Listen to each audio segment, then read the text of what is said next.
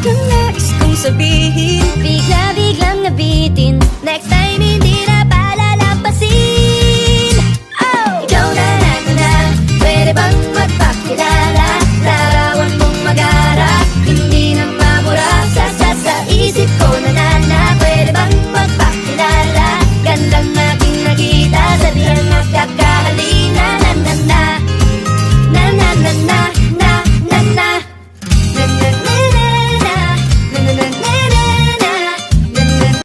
Hello, konnichiwa! Today is Saturday and finally day off namin. Walang work pero kahit ganun maaga pa rin ako nagising.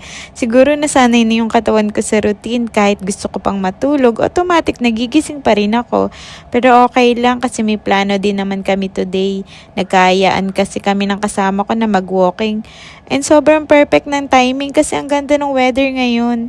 Hindi mainit, hindi din malamig. Yung sakto lang, presko sa pakiramdam. Parang ang sarap maglakad at mag-enjoy sa paligid. So ayun, excited na ako, ready na ako, bis na everything prepared. Pero guess what? Yung kasama ko tulog pa rin. Usapan namin 7 AM magkikita. Pero nagising siya mga 8:30 na, OMG!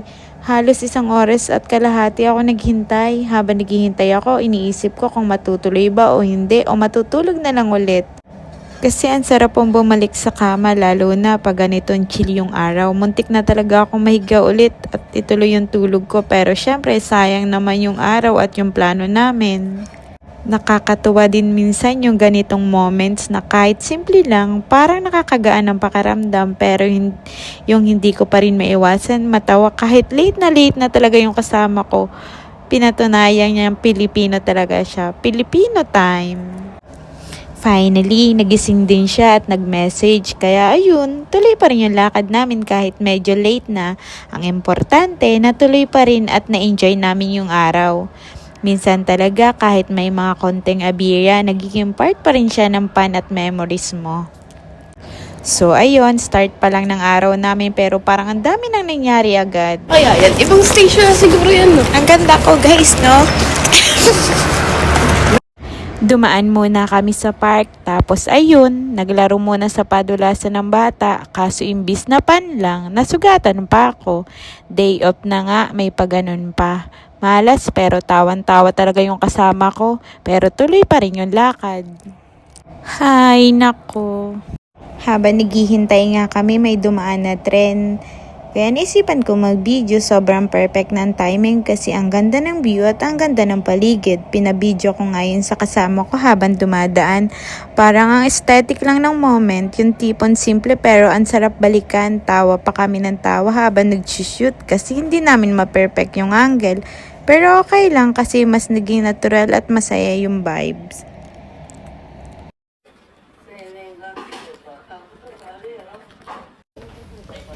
Ayaw gozaimasu. 70 lang, oh. これは一つ。おはようございます。 70 lang, oh. これは一つ。 Pagsamahin mo na. あ、2つ。2つはいはいはい。 Ito pa. Ito.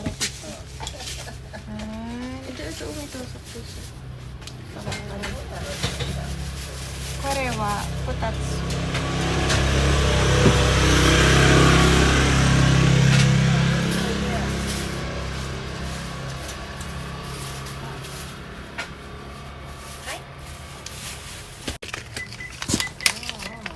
420円です。袋は大丈夫？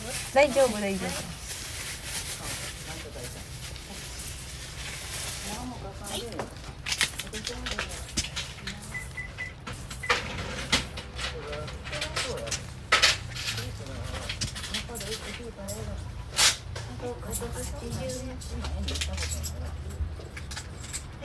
ありがとうございます。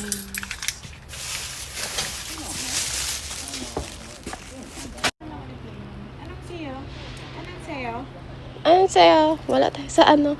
Ano yun, oh? Yung... Lemon? Hindi. Yung isa. Yung... yung 130. 1:30. Andito sa gilid. Hindi. Ito? Hindi, katabi, yung katabi.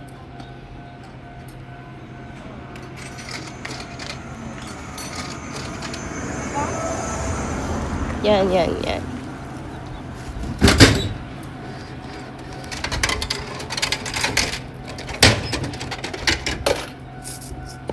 Yung suklay.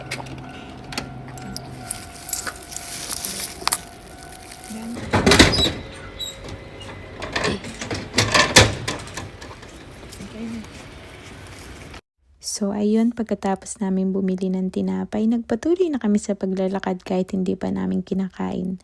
Dala-dala lang namin siya habang nag-e-explore. First time din kasi namin sa lugar na yun kaya wala kami idea kung saan yung daan. Ayun, naligaw kami ng konti pero imbis nakabahan parang mas naging exciting pa siya. Habang tumatagal parang napupunta kami sa medyo paakyat na daan. Parang bundok na nga siya eh. Napansin namin na palaki ng palaki yung mga puno. Sobrang ganda ng paligid, ang fresh ng hangin at sobrang tahimik. Wala talaga kami nakakasalubong na tao. Parang kami lang dalawa yung nasa lugar kaya medyo nakakatawa. Pero at the same time, ang sarap sa feeling, very peaceful and relaxing. Habang paakyat kami, kahit medyo nakakapagod, sulit naman kasi ang ganda ng view. Para nakalimutan na namin yung pagod dahil ang ganda ng paligid. Tapos yung nakarating na kami sa taas, napaisip kami, may ganito pala dito sa Kawatsinaga. Parang hidden gem siya na hindi namin inaasahan na mayroon pala dito.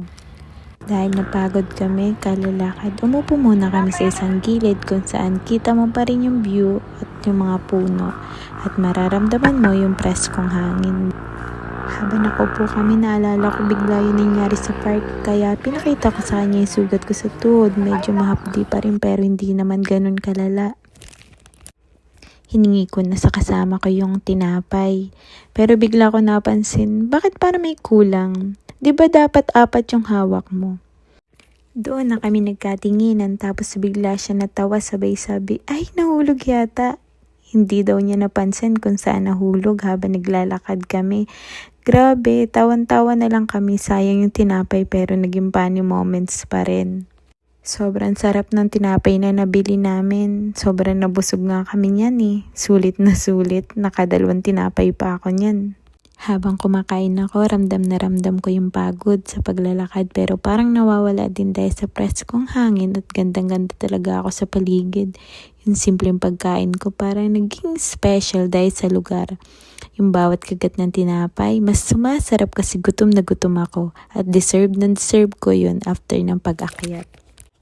Yung kasama ko, tahimik lang din kumakain. Tapos paminsan-minsan, nagkakatinginan kami at natatawa na lang. Siguro pareho naming iniisip kung paano kami napunta doon. Kahit naligaw lang kami. Sabi ko nga sa sarili ko, buti na lang naligaw kami. Kasi kung hindi namin madidiscover yung ganitong kagandang place. Pero sa totoo lang, isa na yun sa pinaka-peaceful na moment ng araw namin. Parang ang sarap tumagal doon. Hindi nagmamadali, hindi inisip kung anong oras na. Just living in the moment, kumbaga. Pagkatapos namin kumain at magpahinga, naglakad-lakad ulit kami. Tapos nag-explore sa lugar. Habang naglalakad kami, napansin namin hindi lang para kami nandun. May mga ibang tao at mga bata na masaya naglalaro.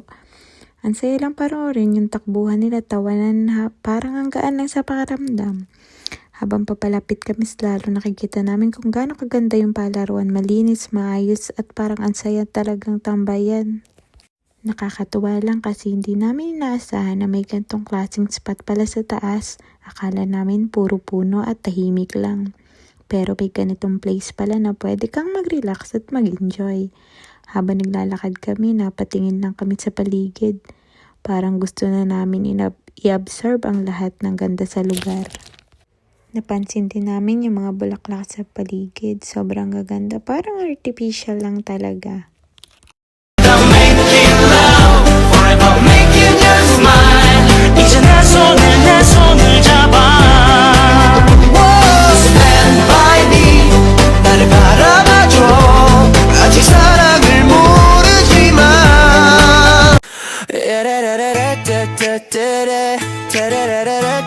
da da da da da. Girl, I was fine, chilling on my own. No plans, no text on my phone. Then you came in, changed the tone. Now I can't stop thinking of you alone. Every time you say my name, baby, di ko na ma-explain. Pero After namin mag-enjoy sa taas at i-appreciate yung ganda ng paligid, nagdesisyon na rin kaming bumaba. Medyo nanghinayang pa nga kami umalis kasi ang sarap talaga ng vibe doon. Pero syempre, kailangan na rin bumalik. Habang pababa kami, mas ramdam namin yung pagod ng mga paa namin. Pero tuloy-tuloy ang lakad. Mas mag-iingat na rin kasi kami pababa. Baka madulas pa, lalo na't may sugat nga ako sa tuhod. Pero kahit ganun, tuloy pa rin ang kwentuhan at tawanan namin habang naglalakad. Napag-usapan nga namin na babalik ulit kami doon in case na mag-walking kami. Sobrang ganda talaga at nakapaka-relaxing. So hanggang dito na lang. Bye-bye!